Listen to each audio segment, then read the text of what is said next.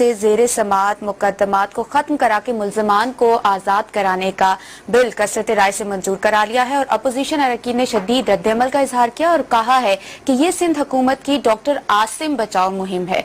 और वज़ीर-ए-आज़म नवाज शरीफ की ज़ेरे सदारत आज इजलास हुआ। इक्तिसादी राहदारी मंसूबे पर सियासी जमातों के तहफ़्फ़ुज़ात को दूर करने के लिए एक कमेटी भी कायम कर दी गई है। इस समय दीगर आम खबरें हैं जिनको आज के प्रोग्राम में डिस्कस करेंगे। डिस्कशन का आगाज करेंगे।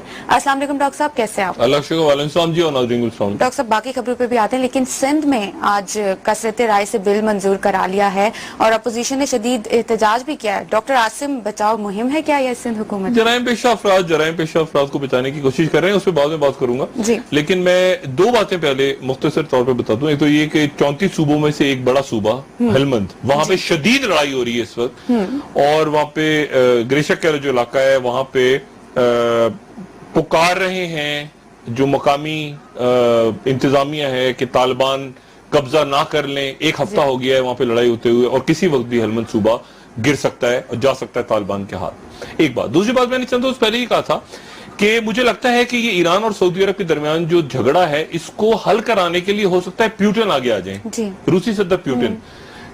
लेकिन उससे पहले, रूसी सदर प्यूटन के आने से पहले ही जो चाइना के प्रेसिडेंट हैं शी जिनपिंग, वो आ रहे हैं अगले हफ्ते सऊदी अरब, ईरान और मिस्र। ये पहला दौरा है उनका मशरिक वस्ता में। मशरिक वस्ता में जो सबसे ज्यादा ऑयल की इंपोर्ट्स हैं चाइना में की तरफ जा रही हैं, सारा तेल का खेल है वहां पे। लेकिन चाइना के प्रीमियर का सऊदी अरब और ईरान आना ये एक बहुत बड़ा इंपॉर्टेंट इवेंट है इन हालात में, मौजूदा हालात में खास तौर पे। तो ये दो बातें ऐसी हैं जो मेरे ख्याल से बहुत तवज्जो तलब है। देखना ये है कि चाइना जो एक सॉफ्ट पावर का रोल प्ले करता रहा, अभी तक पॉलिटिक्स से अपने आप को अलग उसने रखा है, इस मौके पे चाइना आके सऊदी अरब और ईरान दोनों को दौरा कर रहे हैं वो, और मिस्र भी जा रहे हैं सारे, लेकिन असल तो सऊदी अरब और ईरान है। तो दरमियान में चाइना क्या रोल प्ले करता है? सीपेक के हवाले से मैं सिर्फ दो बातें कहूंगा। ये आज कमेटी सारे बैठे हैं, इसमें कुछ क़यादतें थी, कुछ नहीं थी। ये फिर इन्होंने कहा कि इख्तिलाफात खत्म हो गए। मेरे मुंह में खाक, मुझे लगता है खत्म नहीं हुए इख्तिलाफात। ये इन्होंने एक और कमेटी बना दी है। कमेटी बनाने का मतलब ये होता है कि इख्तिलाफात खत्म नहीं हुए, उसमें चारों वज़रा आला बैठ गए। कोई कह रहा है वहां से गुजरे, कोई कह रहा है मशरिकी रूट, कोई कह रहा है मौलाना साहब कह रहे हैं कि डेरा इस्माइल खान से गुजरे, 6 लेन्स होनी चाहिए, वो कह रहे हैं वहां से गुजरे। खैबर पख्तूनख्वा हुकूमत को ये कि पख्तून बेल्ट में ज्यादा हो, हजारा से गुजरा है। तो ये आगे मसला भी चलेगा और इसके अंदर और मामलात उसको खराब होंगे। जो भारत की तरफ से बात हो रही है वो कह रहे हैं कि असल देखिए गिलगित बल्तिस्तान से जाना है और गिलगित बल्तिस्तान का जब जिक्र आएगा तो एक और तराजा खड़ा होगा। वो कहेंगे जी ये कश्मीर का हिस्सा था, नहीं था, ये वो। ये अभी जो सी पैक का हमने इंशाअल्लाह ताला जो आगे हम बढ़ेंगे तो हम तैयार रहें कि इसके अंदर बहुत सारे लोग कूदेंगे और मामले को खराब करेंगे। लेकिन बाकी बातों से पहले एक और बड़ी खौफनाक किस्म की बात है, माजरत के साथ नाज़रीन से, बड़ी खौफनाक बात है। 2007 या 8 में ये एक मार्शल प्लान का जिक्र हुआ था जो मैंने उस वक्त अपने प्रोग्राम में कहा था, बाद में भी कहा, 2-3 दफा कहा। और मार्शल प्लान ये था कि पाकिस्तान को $100 अरब दे दिए जाएं।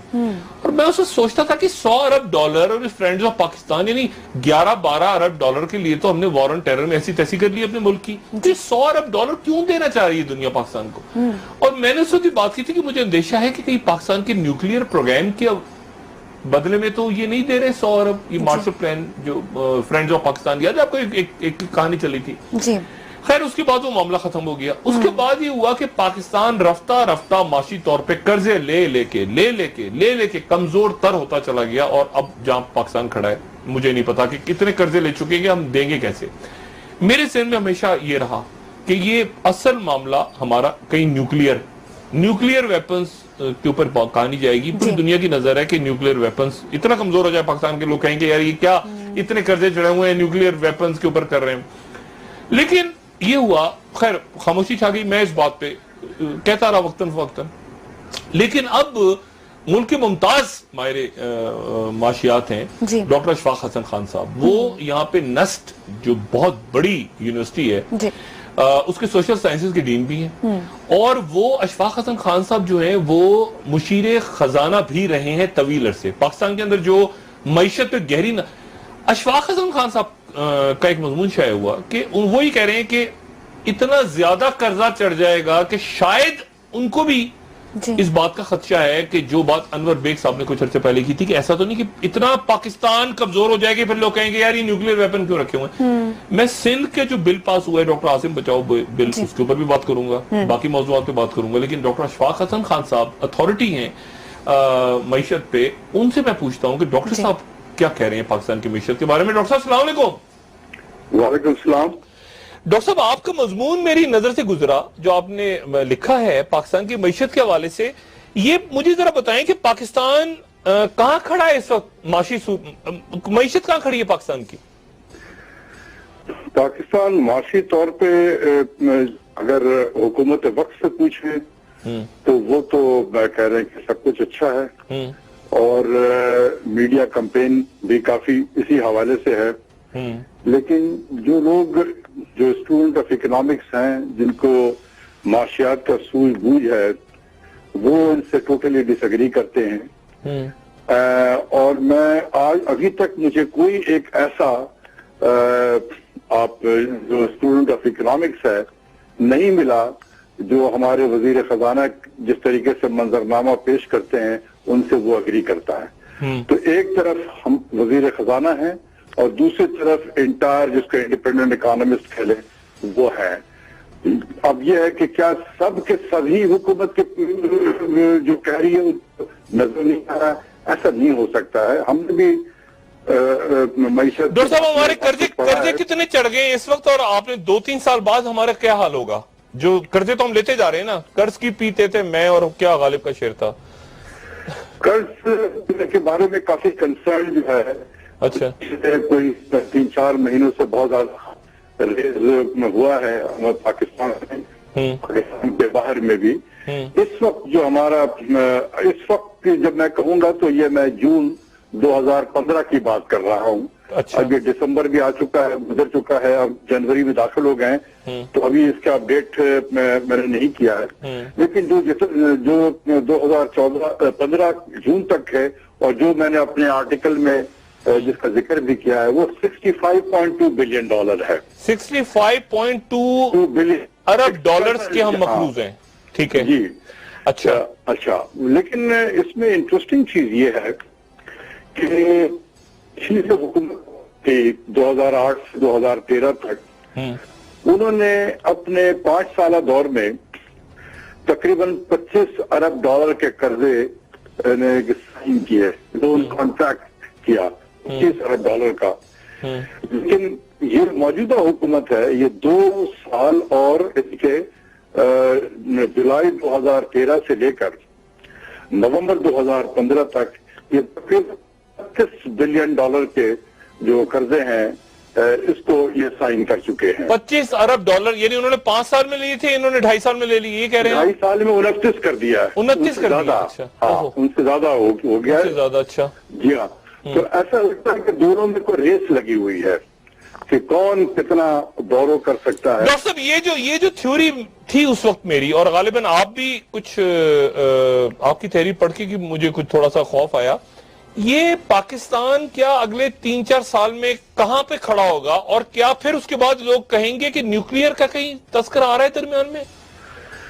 یہ ہمارے جو سینیٹر انور بیگ صاحب ہیں انہوں نے اکتوبر کے مہینے میں ایک اپنا کنسرن شو کیا تھا جو اخبار میں بھی آیا تھا جی, کہ انہیں کسی ویسٹرن ڈپلومیٹ نے یہ بات کہی تھی کہ اگر پاکستان کا قرضہ 90 بلین کے قریب پہنچ جائے گا تو پاکستان شاید اس قابل نہ ہو کہ وہ قرضے کی ادائیگی کر سکے.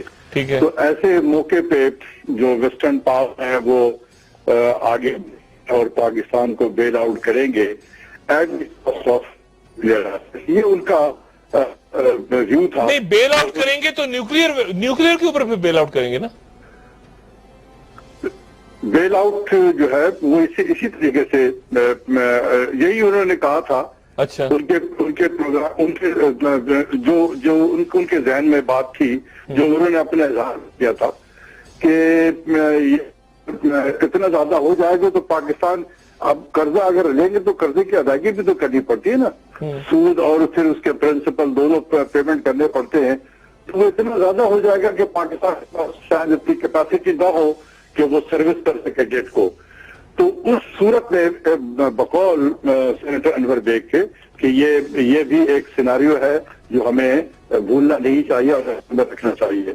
تو میں نے جب حساب 2019 آواز جب ہو رہی ہے جی ڈاکٹر صاحب جی آج سے 5 سال جی کے بعد یعنی 2019-20 میں پاکستان کا جو قرضہ جو آج 65.2 بلین ڈالر ہے یہ تقریباً 105 ڈالر پہ پہنچ جائے گا. 105 ارب ڈالر کے مقروض ہو جی اور جس اسپیڈ سے ہم بورو کر رہے ہیں ٹھیک ہے اور ظاہر سی بات ہے جب یہ قرضہ بڑھے گا تو قرضے کے سود بھی اسی حساب سے تقریباً 9 بلین 10 بلین ڈالر کے قریب پہنچ جائے گا. آج تقریباً 6.5 بلین ڈالر کے قریب ہے تو یہ بڑھ کے کوئی 10 بلین پہ ہو جائے گا. پھر اسی طریقے سے ہمارا جو بیرونی اکاؤنٹ کا خسارہ ہے وہ بھی آگے بڑھے گا اس لیے کہ بہت سارے جو پروجیکٹس ہم لگا رہے ہیں جیسے پاور پلانٹ لگا رہے ہیں تو اس کے پاور پلانٹ کی اگر خریداری ہوگی تو وہ اس کے لیے جو بھی ڈالر چاہیے ہوں گے. پھر اسی طریقے سے بہت سارے قرضوں کی ادائیگی اور بھی بہت ساری پیمنٹس جو ہیں وہ ہونے والے ہیں. تو کہنے کا مطلب یہ ہے کہ سن 2017-18 سے ہمارے حالات جو ہیں وہ زیادہ خراب ہونے لگیں گے. یعنی کہ جو ہمارے انفلوز ہیں جو ڈالر کی شکل میں آئیں گے ملک میں جس میں ہمارا ایکسپورٹس بھی شامل ہے اور جو ہم قرضوں کی ادائیگی اور اپنے بیرونی اکاؤنٹ کے خسارے کو جو ہم پورا کریں گے اس میں اتنا گیپ بڑھ جائے گا کہ ہمارے پاس کوئی آپشن نہیں ہوگا 2017-18 میں کہ ہم دوبارہ یہ IMF کے پاس جائیں. میں نے یہاں پر یہ کہا تھا کہ یہ جو موجودہ IMF کا پروگرام ہے یہ 2016 یعنی اس سال ستمبر میں ختم ہو جائے گا.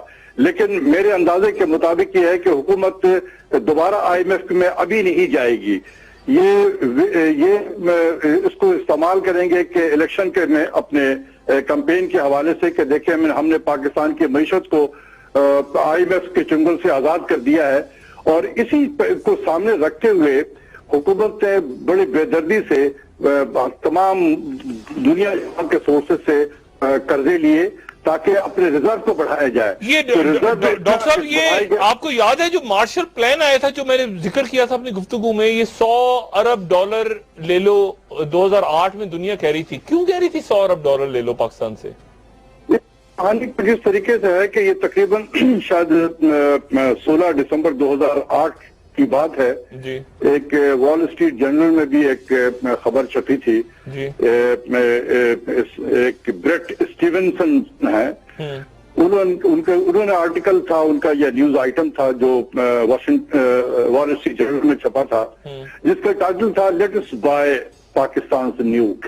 بائی پاکستان نیوک یہ ان کا وہ انہوں نے یہ اسی ٹائٹل سے لکھا تھا.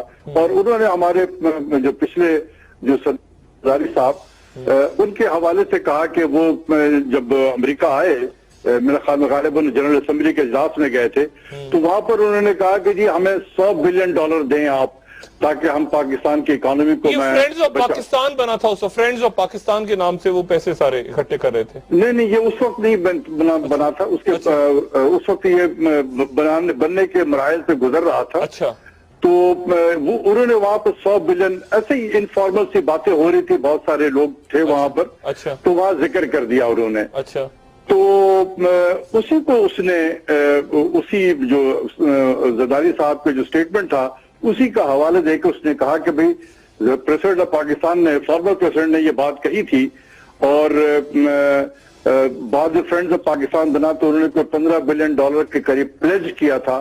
تو ابھی بھی گیپ کافی ہے 85. تو بقول بریٹ اسٹیون کے انہوں نے ایک پروپوزل دیا اور پروپوزل یہ تھا کہ یہ ویسٹرن کنٹریز سب اکٹھا ہو کر یہ پاکستان کو 100 بلین ڈالر دے دیں اور ایک ویریفائبل طریقے سے وہ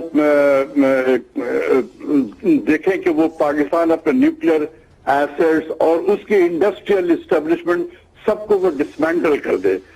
اور انہوں نے کہا کہ یہ 100 بلین ڈالر یہ 10 سال کے مدت میں پاکستان کو دیا جائے اور ایک تھرڈ پارٹی جو اس کو مانیٹر کرے کہ واقعی پاکستان یہ کام کر رہا ہے اپنے نیوکلیئر کو ڈسمینٹل کر رہا ہے اور پھر اسی حساب سے وہ یہ نیوکلیئر بینک کا بھی ذکر آیا تھا اس زمانے میں کہ کسی اور جگہ رکھ دے پاکستان اپنے ویپنز کو، یہ بھی بات ہوئی تھی غالباً. یہ اس میں یہ نہیں لکھا ہوا تھا، میں تو اس آرٹیکل کا حوالہ دے رہا ہوں. آرٹیکل میں نہیں تھا، لیکن تو کہنے کا مطلب ہے کہ اس قسم کی باتیں تو ہوتی رہتی ہیں پاکستان کے حوالے سے، لیکن یہ ہے کہ ہمیں اپنے آپ کو دیکھنا ہوگا. لیکن اگر ہمارے اوپر 105 ارب تو ڈالر کا قرضہ ہو جائے گا اور ساتھ سود لگا لیں تو یہ تو جاتا ہے کوئی 115-20 ارب تک، تو پھر یہ اترے گا کیسے قرضہ کا؟ اتنی کمزور ریاست ہو جائے گی، قرضے لیتے جا رہے ہیں اتار نہیں رہے.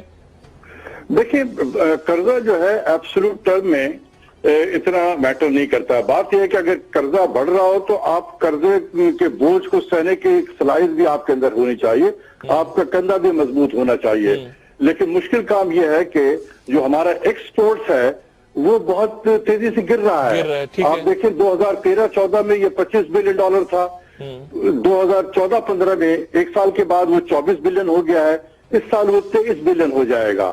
تو میرے فورکاسٹ کے مطابق 2019-20 میں یہ شاید 27 بلین کے قریب ہو. لیکن $2 بلین کا ہم ایکسپورٹ بڑھائیں گے 5-7 سالوں میں، اور 65 سے 105 بلین ڈالر میں ہم قرضہ بڑھ جائے گا.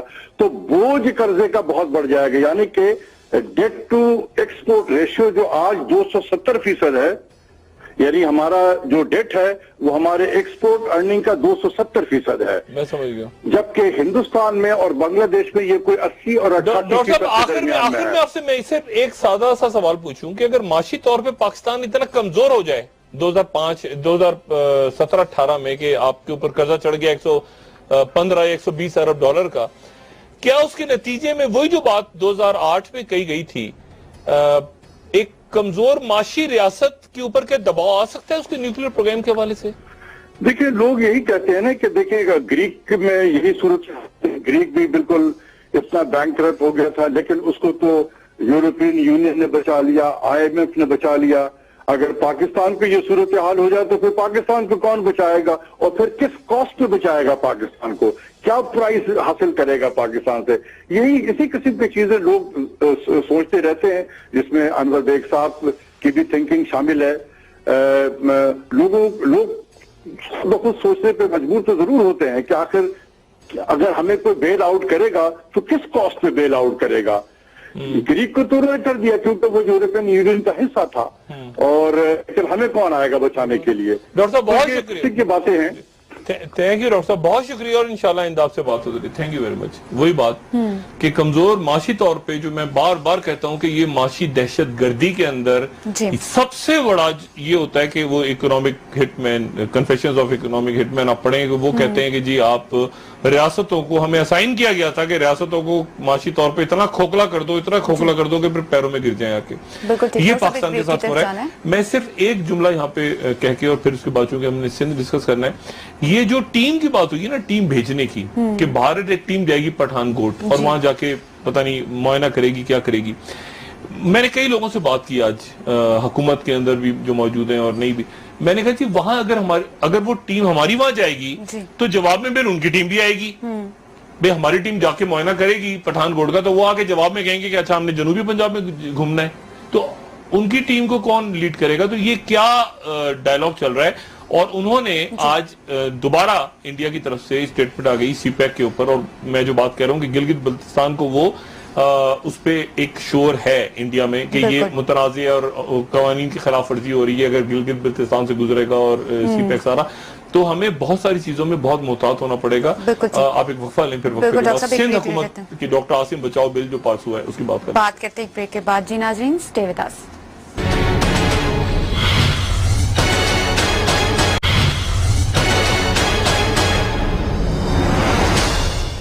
ویلکم بیک ناظرین. ڈاکٹر صاحب، یہ سندھ اسمبلی میں کیا ہوا آج؟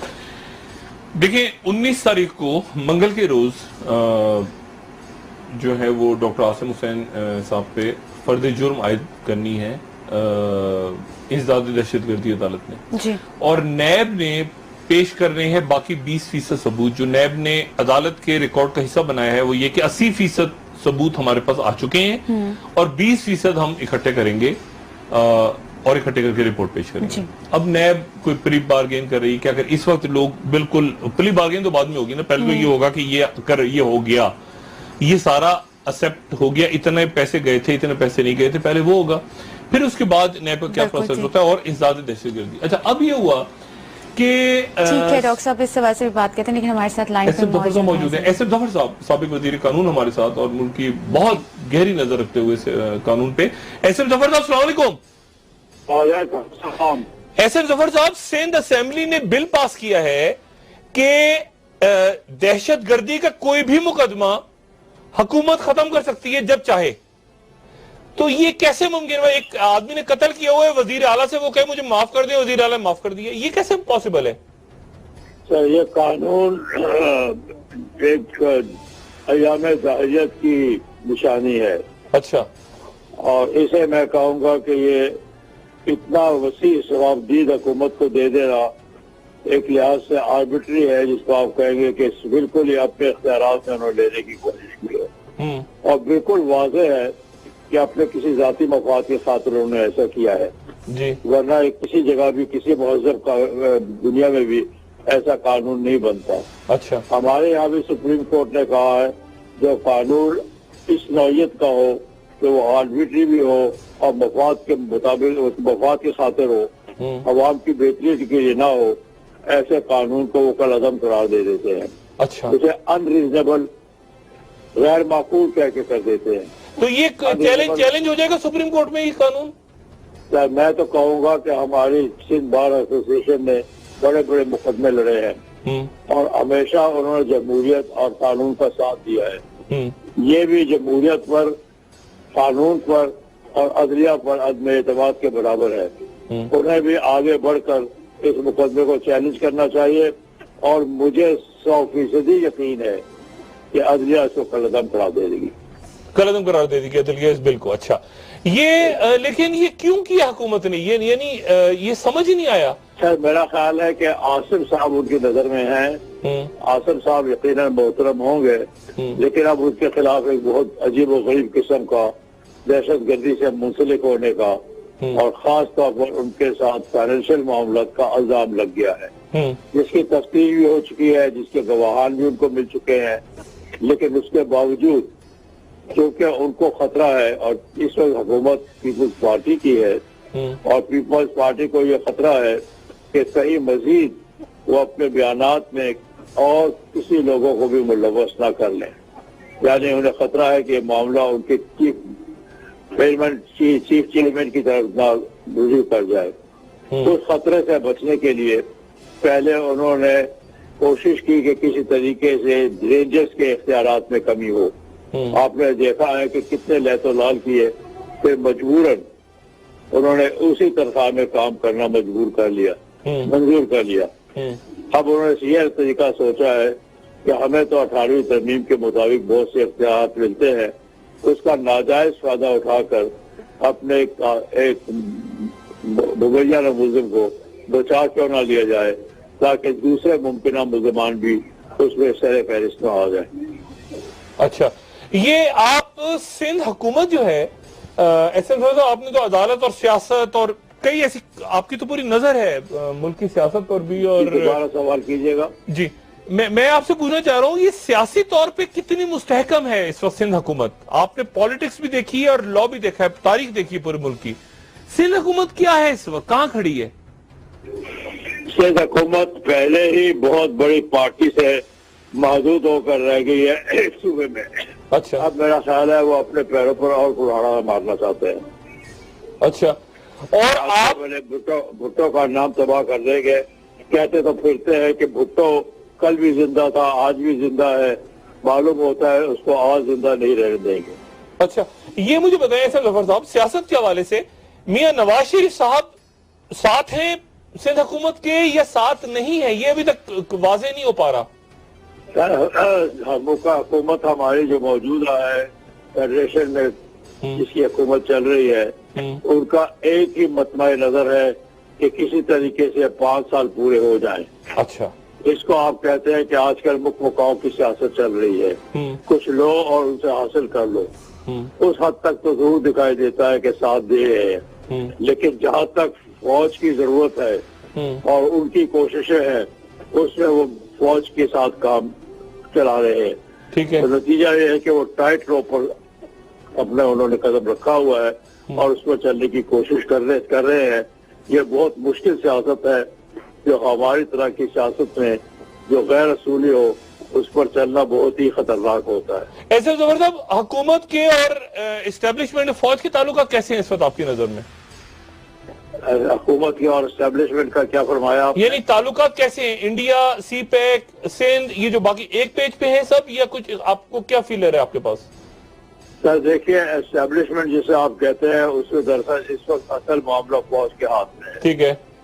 اور فوج نے یہ فیصلہ کر رکھا ہے کہ ان کی اولویت میں دہشت گردی ہے. ٹھیک. اور وہ ادھر ہی توجہ دیں گے اور وہ واقعی پوری طرح توجہ طلب ایک مسئلہ ہمارے ملک میں ہے.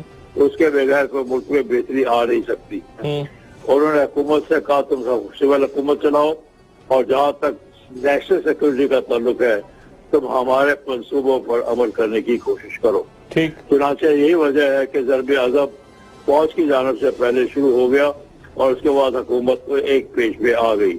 ٹھیک. اور اسی طرح رینجرز کے معاملے میں بھی آپ نے دیکھا کہ رینجرز نے یا فوج نے فیصلہ کیا کہ ہمیں ایکسٹینشن ابھی ملنے کی ضرورت ہے کیونکہ معاملہ آخر تک نہیں پہنچا اور بالآخر وہاں بھی حکومتیں ایک پیج پہ آ گئی.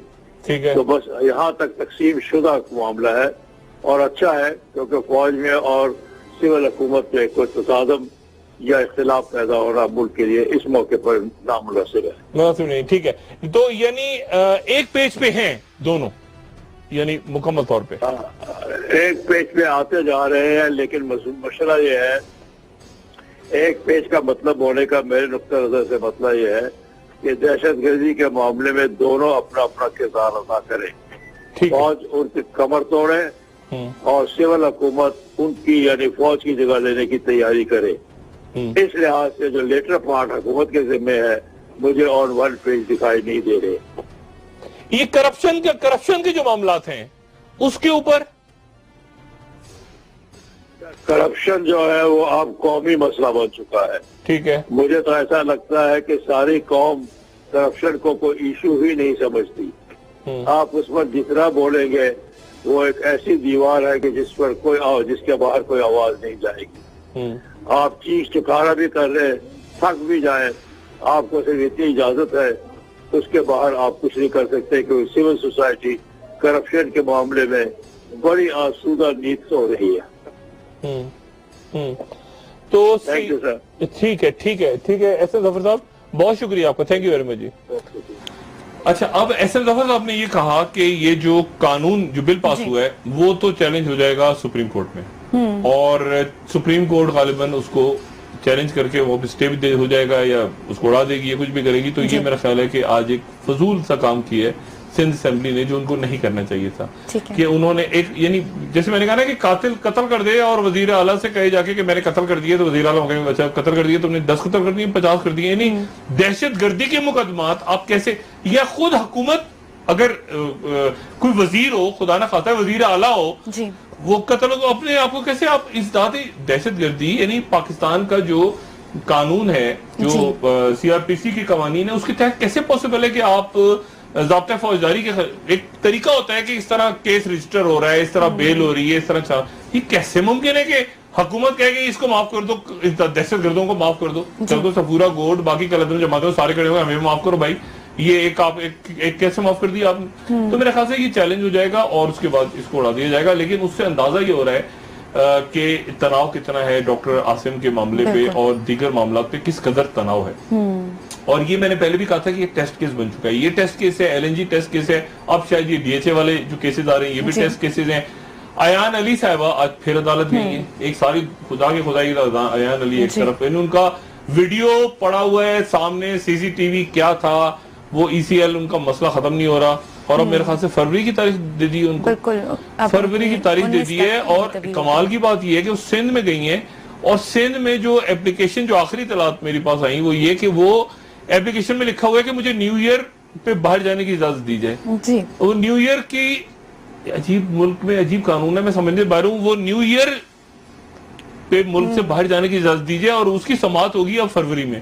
جی عجیب تماشا ہے یہ. بالکل ٹھیک ہے ڈاکٹر صاحب, پروگرام کا وقت ختم اس ہو کو میں کیا اس پہ کیا تبصرہ کروں. فروری میں سماعت ہوگی کہ نیو ایئر پہ ملک سے باہر جانا ہے تو ای سی ایل سے نام نکالا جائے. فروری کی تاریخ عدالت میں دی. ٹھیک ہے ڈاکٹر صاحب, پروگرام کا وقت ختم ہو گیا. آپ کا بہت شکریہ. ناظرین ہمارے ساتھ رہنے کے لیے آپ کا بھی شکریہ. آپ کے فیڈ بیک کا انتظار رہے گا. آج کے لیے اتنا ہی. جی ڈاکٹر صاحب.